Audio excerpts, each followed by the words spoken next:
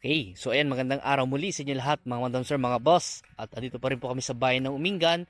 Another property po ulit ang ipapakita po namin sa inyo. So ito naman po ay pang residential na property naman po ito.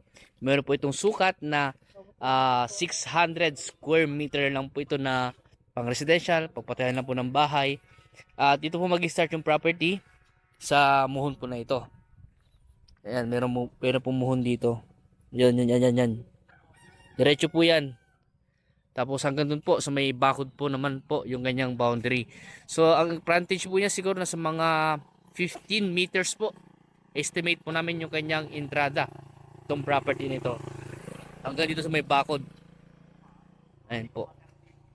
At ayun nga po yung muhon po niya. Naputol na. Tapos nakaalong cemented road po siya.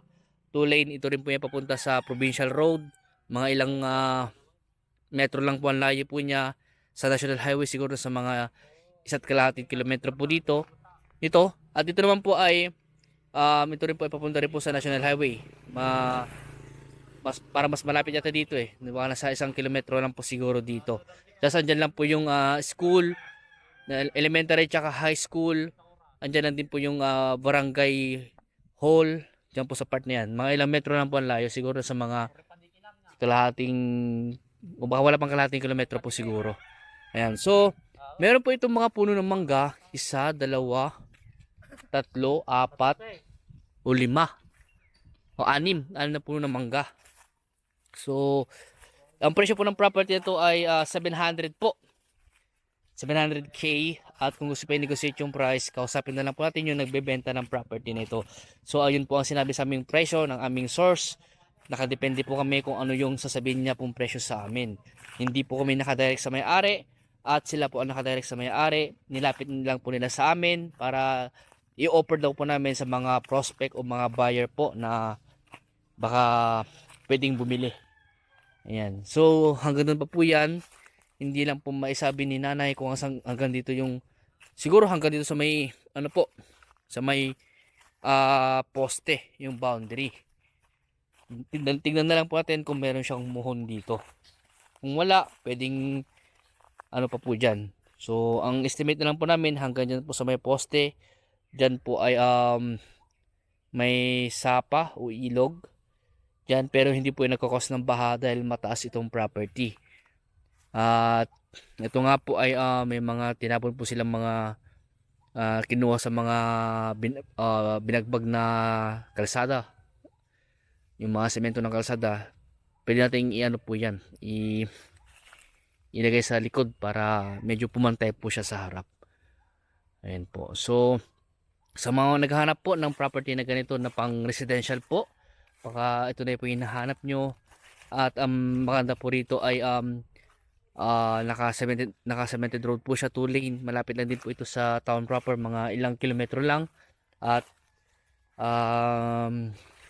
sa T-Plex Carmen Exit, kung kayo po mga galing sa Maynila, Bulacan, Pampanga o Baguio o sa part po ng North Luzon o ano po, ang pinaka the best po na exit kung sakasakali po ay mag T-Plex Carmen Exit na lang po kayo o Rosales Exit po. Ayan. So marami na rin pong kabahayan dito.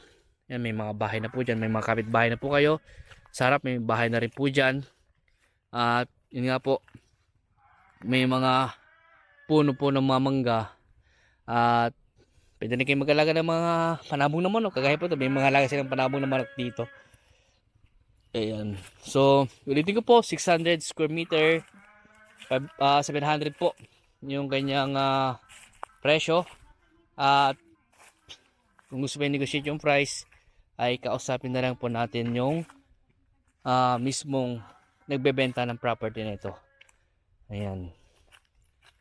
So sa obligasyon po ng bawat isa, pag-usapan nyo na lang po dahil tinanong ko nga si nanay yung about sa obligasyon ng seller ay hindi po niya masabi. So pag-usapan na lang po upon viewing o kung gusto nyo po mag-schedule po ng yun nga po, kung gusto yung i-schedule na lang yung pag-uusap nyo po ng seller, pwede naman po yun para mapag-usapan nyo po yung mga dapat pag-usapan regarding po sa obligasyon po ng bawat isa.